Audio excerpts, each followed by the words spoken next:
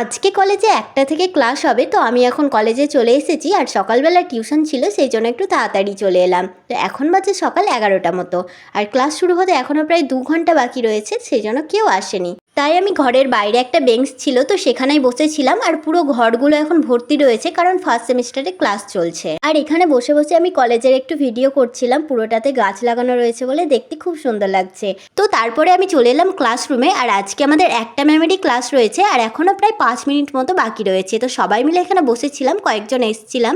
আর এখন আমাদের class complete হয়ে গেল, তাই সবাই মিলে ঘরে বাইরে চলে এলাম। আর এখন আমি চলে যাব একটু মামা বাড়িতে। সকালবেলায় টিউশন এসেছিলাম, টিউশন থেকে কলেজ, আর কলেজ থেকে চলে এলাম মামা বাড়ি।